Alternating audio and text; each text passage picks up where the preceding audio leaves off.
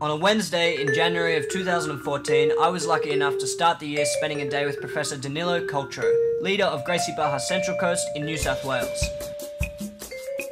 I had the opportunity to document his classes, get a peek into his lifestyle, and see the impact that he, with the help of Jiu-Jitsu, has had on all his students' lives.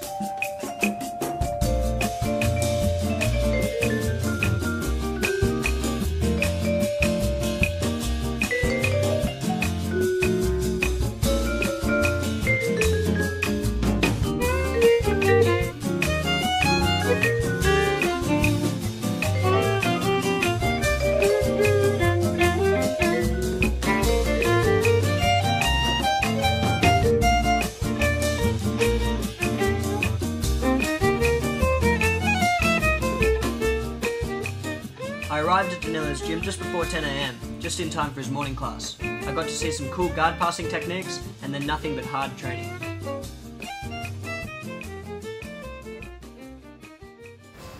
I've trained under a lot of guys, and they always tend to have this aggressive, almost mean-spirited style to their training, but there's just none of that with Dan. He's just so affable and friendly, and it's just fun to come and learn. Like there's no tough guy nonsense. There's none of that. Just yeah, it's just the friendship side of things as well as the teaching.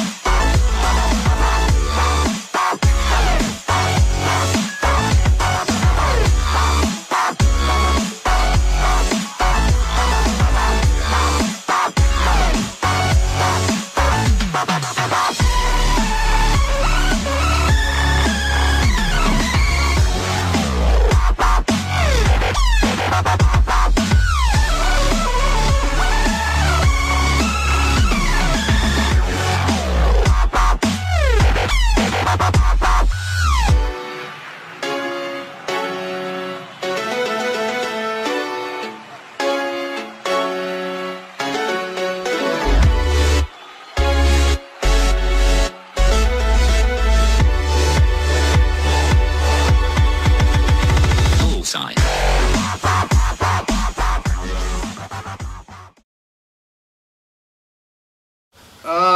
I think the proudest moment as an instructor is when I look back 3 years ago when I started with my gym, and pretty much from the scratch, and look today, I look to the mats today, and the mats are packed full. You guys probably see that.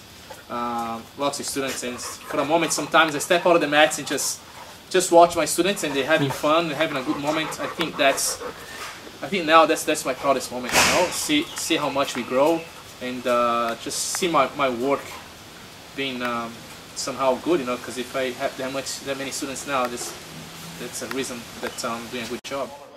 And with the sitting guard, okay, so when I get my right hand on his collar, I always like to sit on my left side here, okay, so I have my hand on the ground, so anywhere the professor look here moves, inside he moves, I'm just going to follow him with my hips, so not avoiding the pass. Okay, so my head is going to be always ahead of my hips.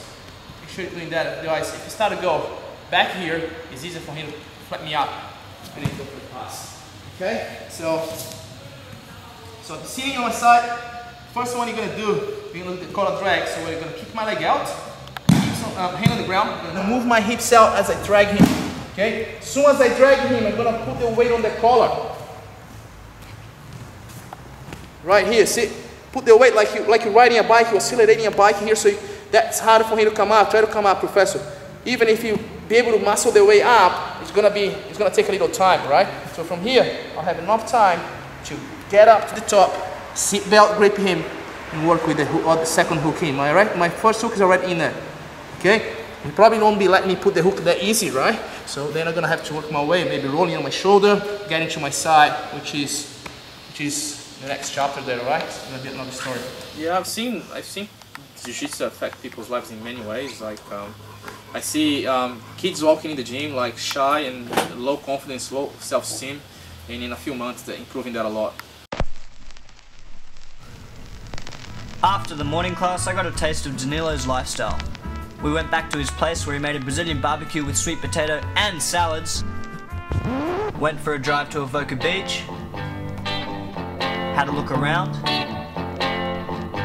Then a coffee.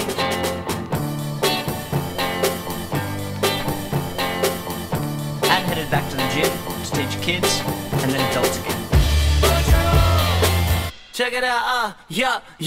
From the moment we met, I was breathless, and no asbestos breathless either. Always when you least expect it, stumbled across Rapunzel, the Libra. Couldn't leave, I had to meet to greet the girl of my dreams with a kiss on the hand. Little magnificent, missing the man ran away like kids to a big shot. Gorgeous, walking on water, sorta like Aaron McNaught, a little shorter. Wore a Pandora, bored of a charm, wasn't sure if I thought me to pull on her arm. Call her for calm, we fought, made a rock in the border of Jordan, I walk in the park. Jaws of a shark, too hard to break it off, fall apart, so I would say Rapunzel, gotta let your hair down, girl, gotta let your hair down. I'm tired of fighting, we ain't going nowhere now. Gotta let your hair down, girl, gotta let your hair down. Why we trying, we ain't going nowhere now.